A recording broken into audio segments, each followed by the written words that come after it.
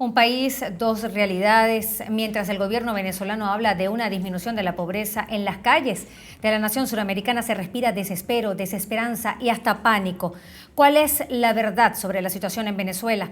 Para analizarlo, conversamos de inmediato con el profesor Luis Pedro España, quien es sociólogo, director del Instituto de Investigaciones Económicas y Sociales de la Universidad Católica Andrés Bello de Venezuela y coordinador del proyecto Pobreza. Muy buenas tardes, profesor. Gracias por acompañarnos en Latinoamérica en Vivo.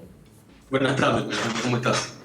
Su visión, en principio, sobre los hechos ocurridos el día de hoy en el estado Bolívar, una situación, pues, si escuchó la noticia, una persona muerta, al menos 27 detenidas.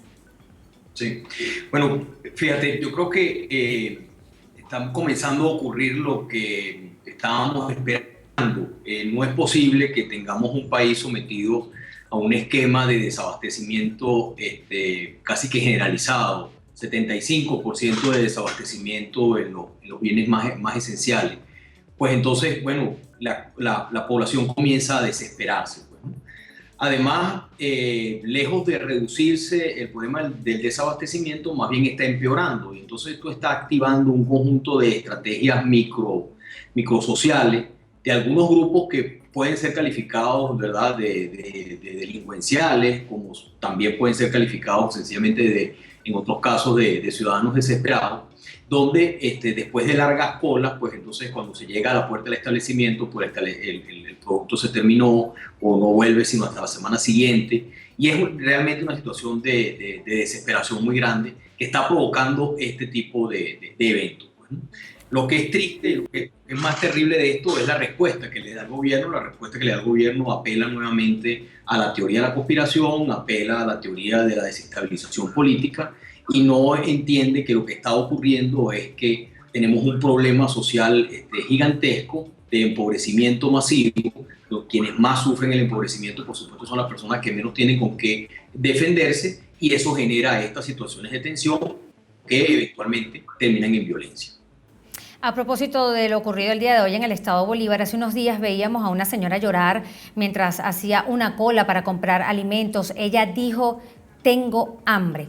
¿Hay hambre en Venezuela? No, sin duda, sin duda que hay cantidad de hogares.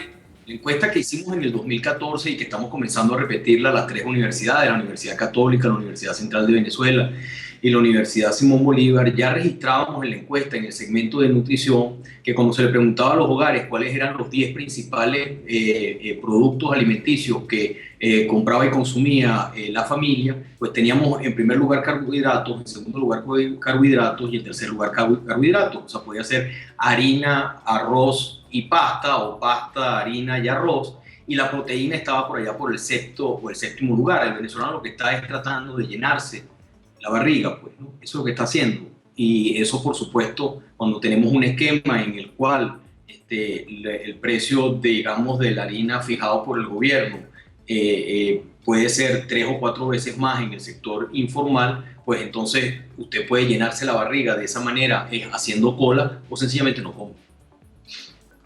La empresa privada, reaccionando al tema de la orden de desalojo de los galpones de Empresas Polar, hablaba este viernes de una recesión económica quizás la peor sufrida en la historia de Venezuela. ¿Cuál es el ánimo que se vive en esos venezolanos que no consiguen los alimentos, que no consiguen medicamentos, que hacen largas colas, ese desespero? ¿Pudiéramos estar frente a un posible estallido social? Yo creo que lo que estamos viendo son estallidos sociales casi que todos los días, pues, ¿no? Ustedes mismos hacían referencia en su resumen informativo de lo que fue el saqueo de uno de los establecimientos de abastecimiento gubernamental, el caso de Pedeval, el caso de un camión la semana pasada, perdón, el día de ayer o el día de anteayer, de un camión de refresco que creo que se accidentó en una carretera y la población salió a saquearlo. O sea, tenemos situaciones como de estallidos sociales micro. Hay algunos factores que impiden que se vuelva a repetir un Caracazo como el que ocurrió en el año 89. Quizás sería muy largo detallar cuáles son esos factores, pero lo más preocupante de todo esto es que yo creo que la tragedia recién comienza. Y la razón fundamental es porque, bueno, Venezuela se ha convertido, y lo convirtieron, mejor dicho, en un país fundamentalmente importador, y lo convirtieron en un país importador de alimentos y de todo el resto de los bienes esenciales, porque el gobierno nacional identificó al sector privado y al sector productivo como su enemigo.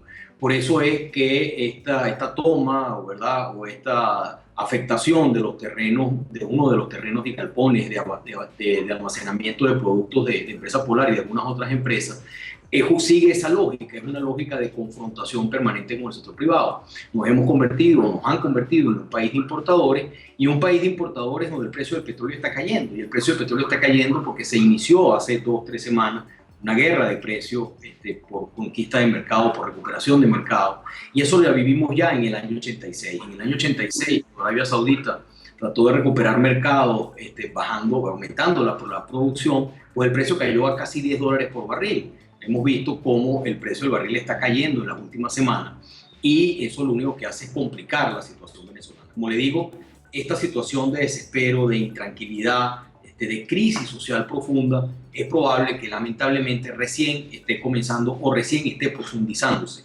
y quizás lo peor que pueda ocurrir, quizás no lo hayamos empezado a ver todavía. ¿A qué debe atenerse entonces la población venezolana, profesor? Bueno, la población venezolana lo que tiene que hacer, evidentemente, es lo que está haciendo. Está tratando de tomar precauciones de todo tipo, de tratar de abastecerse desde donde le alcanzan los recursos, porque ese es otro problema.